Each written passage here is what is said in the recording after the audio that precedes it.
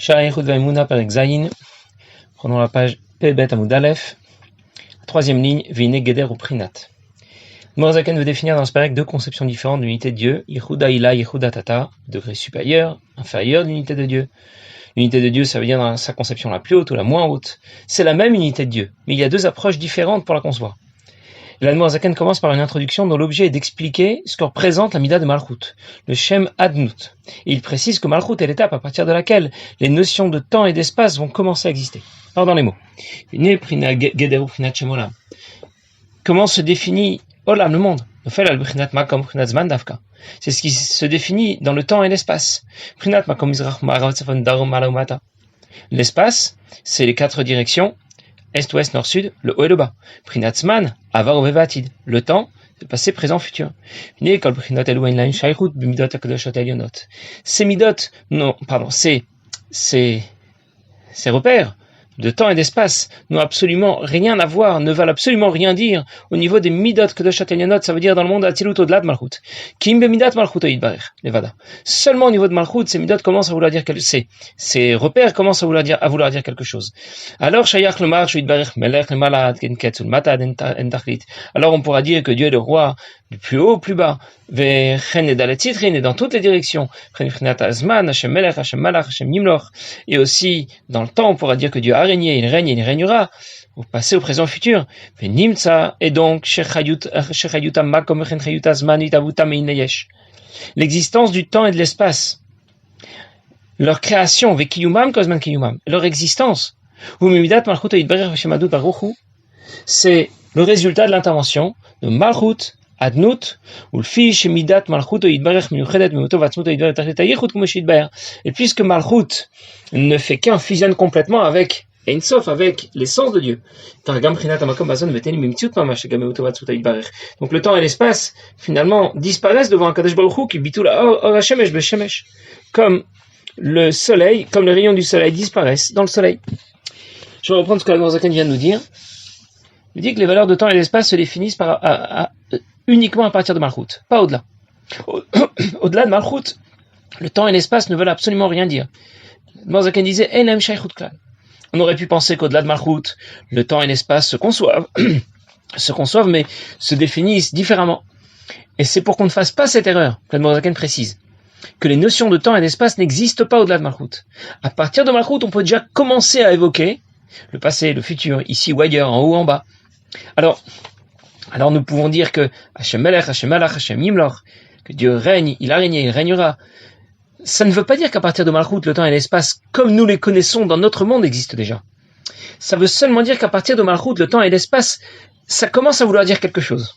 Au-delà de Malchut, ça ne veut absolument rien dire. Et quand Dieu intervient dans la création, pour permettre au temps et à l'espace d'exister, on va l'appeler Adnut, parce que Dieu porte différents noms qui correspondent aux différentes façons qu'il a d'intervenir dans la création. Le Shem Elohim va canaliser la lumière qui émane du Shem Havayé, mais à ce stade, celui des Gvurot, le temps et l'espace ne veulent rien dire. On ne peut pas imaginer à ce stade les notions de temps et d'espace. C'est le Shem Adnut, lui qui correspond à la transition, qui va permettre l'existence du temps et de l'espace, et qui sera associé à la Mida de Malchut, en d'autres mots. Quelle est la Mida sur laquelle est bâti l'ensemble de la création que nous connaissons? Midat à Malchut. Malchut qui est associé à Adnut. Alors je récapitule. Le Shem Havayé intervient pour apporter à la création l'énergie dont elle a besoin pour exister. Mais à ce stade, la création disparaît totalement. Le Shem Elohim intervient ensuite pour canaliser cette énergie, permettre à la création de ne pas disparaître. Mais à ce stade, les notions de temps et d'espace sont encore absentes. Quand le Shem Adnut intervient, Malchut, quand il intervient dans le processus de la création, le temps et l'espace commencent à prendre leur place. Mais cette fracture dans le système qui correspond à la Mida de Malchut ne concerne pas le divin. Le divin, dans sa dimension la plus haute, au-delà de Malchut, ne subit pas l'intervention de Malchut et va pénétrer l'ensemble de la création. L'unité de Dieu, dans sa dimension la plus haute, va pénétrer le système. Havayé va intégrer Adnut. Et nous parlerons alors de Yichud Haïla, de ce degré supérieur de l'unité de Dieu.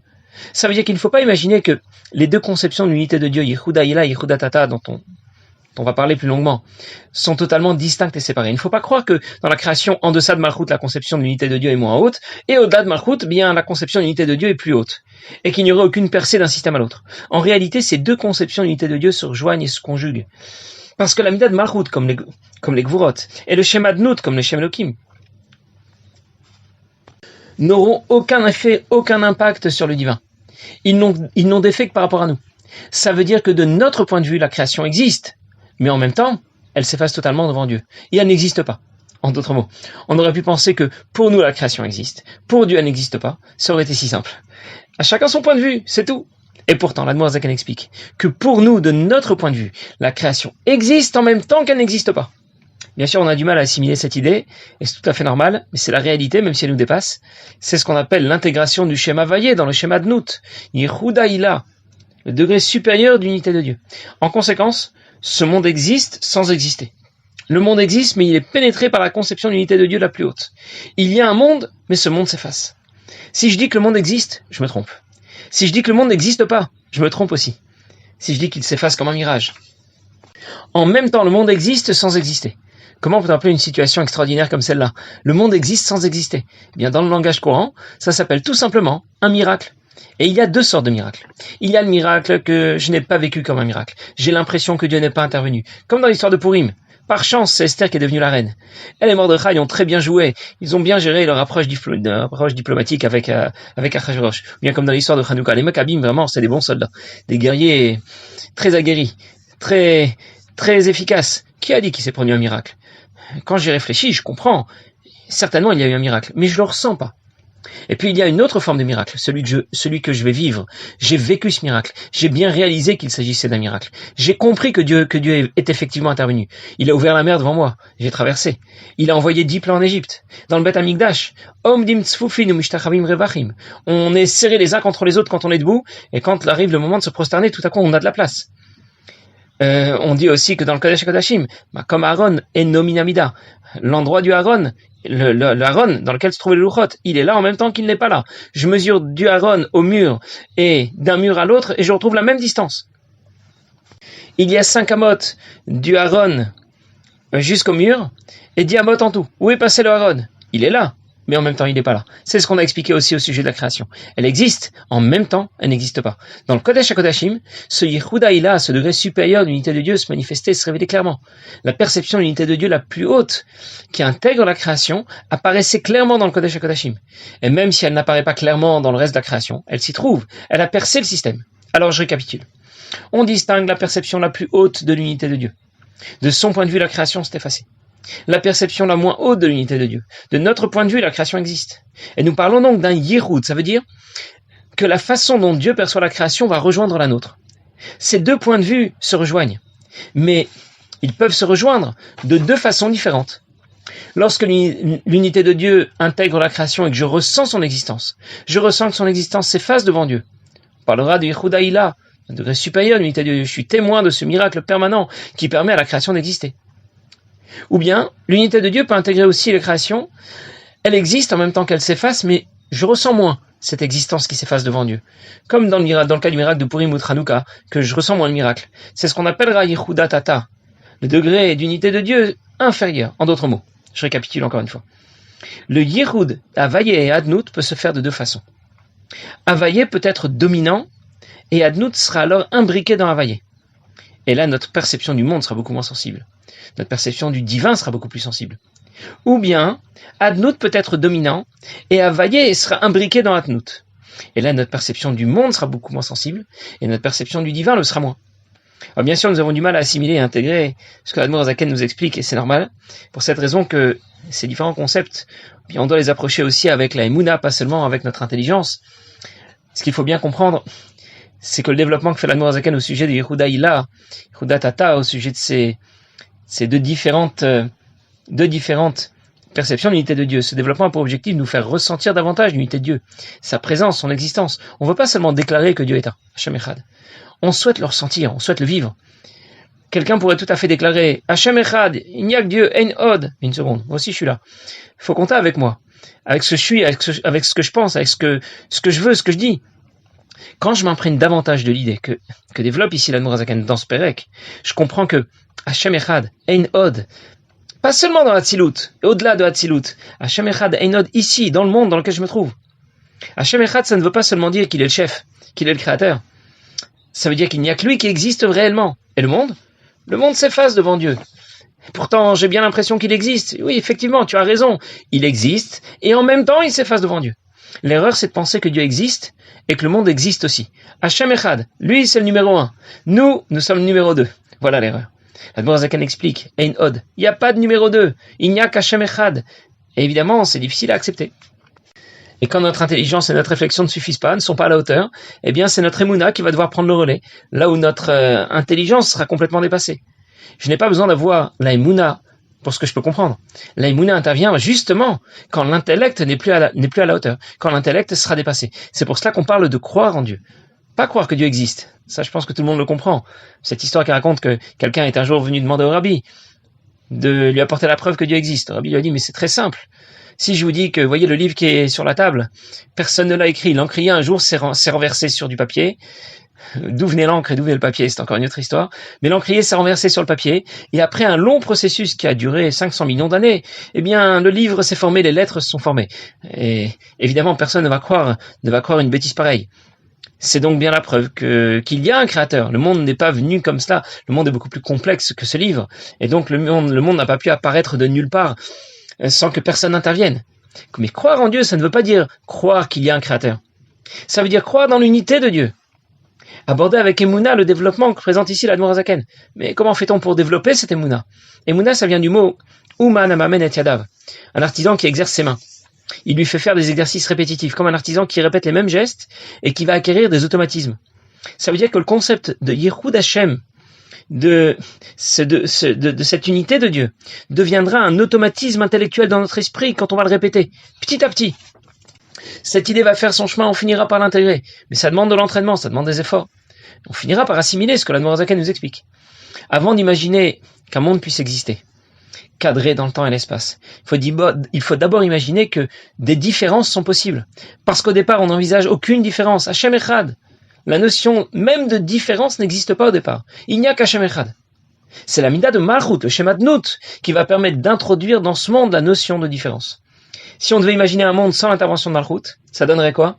Eh bien, ce serait un monde dans lequel l'Akdusha serait la même, à Yerushalayim ou à Paris. Il y a 2000 ans ou maintenant. Aucune différence. Ni de lieu, ni de temps. Je vais le dire autrement. L'unité de Dieu est absolue. Elle se manifeste partout et tout le temps. Mais nous ne le ressentons pas partout et tout le temps. C'est ce qu'on appellera Yehuda Tata, le degré inférieur d'unité de Dieu. Si nous le ressentons, alors c'est ce qu'on appellera Yehuda Ila, le degré supérieur d'unité de Dieu. Quand la conception la plus haute de l'unité de Dieu se révèle, Yehuda Ila, comme le ressentent les tzadikim, alors on peut assister à des phénomènes exceptionnels. Il y a une histoire qui raconte que le Baal Shem Tov a pu se trouver au même moment à 2 endroits différents, ou bien de nombreuses histoires dans lesquelles on parle de Kfitzat HaDerech pour le Baal Shem Tov, ou bien quand la route se rétrécit sous les pieds d'Eliezer, Hayom Yatzati, Hayom Bati, je viens de partir, je suis déjà arrivé. Toutes ces histoires révèlent Yehuda Ila, la conception de l'unité de Dieu la plus haute, devant laquelle il n'y a plus de différence. Pas de différence ni de lieu ni de temps. Ici, ailleurs, avant, après, c'est la même chose. L'unité de Dieu a traversé et pénétré la création en pleine puissance, de façon brutale. Quand la percée dans le système se fait avec moins de puissance, alors on parlera de Yehuda Tata, d'un degré inférieur d'unité de Dieu. On va moins le ressentir. Le choc avec la création sera moins brutal. Quand les lions ne dévorent pas Daniel, c'est peut-être tout simplement qu'ils n'avaient pas faim. Alors je récapitule encore une fois. L'unité de Dieu peut pénétrer la création de façon brutale. C'est ce qu'on appellera Yehuda Ila, le degré supérieur d'unité de Dieu. Alors il se produit des miracles qui transcendent la nature, qui la bouleversent, des miracles surnaturels. Ou bien l'unité de Dieu peut pénétrer la création de façon moins brutale, c'est ce qu'on appellera Yehuda Tata, l'unité de Dieu dans son degré inférieur. Alors il se produit des miracles qui s'habillent dans l'ordre naturel des choses. Malchut va masquer superficiellement ces événements. Le temps et l'espace existent, mais on les a brûlés, on les a transpercés. Concrètement, reprenons l'exemple de Daniel qui a été jeté dans la fosse aux lions. Si Yehuda Tata se révèle, les lions ne le mangent pas. Mais si on jette quelqu'un d'autre dans la fosse, ils vont le dévorer. Quand Yehuda Ila se révèle, les lions disparaissent. Ou bien ils deviennent des petits chatons. Et quand le divin intègre la création, le monde s'efface. C'est ce que je disais la dernière fois. Ce Yehoud impose le bitoul de la création. Le Yehoud des Sphirot, des Midot Elionot, impose le bitoul de la création. Et ça se fait de 2 façons différentes. Soit le divin est en position dominante, ce qu'on appelait Yehuda Ila, soit le monde est en position dominante, ce qu'on a appelé Yehuda Tata. Dans le premier cas, Adnout est intégré à Havayé. La lettre dominante, c'est le Yud du schéma Havayé. Dans le deuxième cas, c'est Havayé qui sera intégré à Adnout, parce que la lettre dominante sera le Aleph du schéma Adnout. Et je le répète encore une fois, il faut toujours se rappeler que cette différence que nous faisons entre Yehuda Ila et Yehuda Tata ne nous concerne exclusivement. Ça ne concerne pas Akadosh Baruch Hu. Pour Akadosh Baruch Hu, Ein Od. Alors maintenant qu'on a défriché le sujet de Yehuda la, Yehuda ila, Yehuda tata, je vais pouvoir le lire dans les mots, on va le lire beaucoup plus facilement. Les Zeu Shilou Shem Adnut Beshem Havaye, c'est ce qu'on appelle l'intégration de Adnut à Havaye, qui Shem Havaye More Shu le Malaminazman, Kerega Echad. Shem Havaye correspond à ce qui est au-delà du temps. Il sera au même moment, comme comme c'est rapporté dans le Zohar.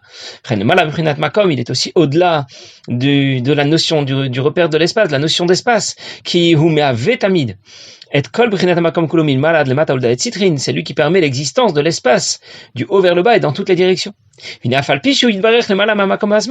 Même s'il est au-delà de ces repères de temps et d'espace. Mais il a intégré le système. Il se trouve aussi dans ce système, dans le monde qui est cadré dans le temps et l'espace. Il rejoint Midat HaMalchut, il fusionne avec Midat HaMalchut, à partir de laquelle le temps et l'espace amorcent leur existence. Et c'est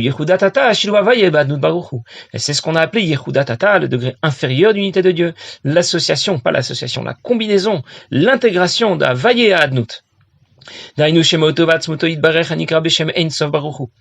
L'essence de Dieu qui est appelée Ensof. En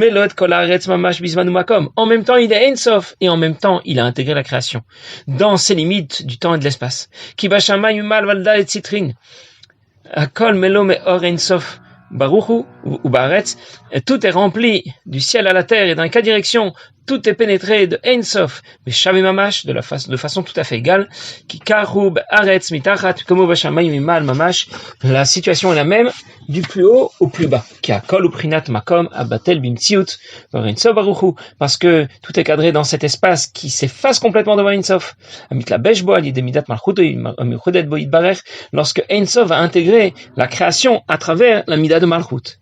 Rakimidat Malchuto, Midat Atzimtzum Vester, Malchut va filtrer pour nous Ein Sof, les hastir Ein Sof Baruchu, et le cacher. Sheibat lo Azman va makom mitzutam legamre, et permettre aux repères de temps et d'espace de continuer à exister.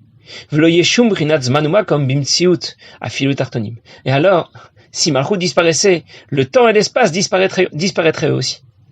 On raconte qu'un jour, Rav Avraham Lando est allé voir le Tzemar Tzedek, il a demandé à être reçu en Yechidut par le Tzemar Tzedek à Lubavitch.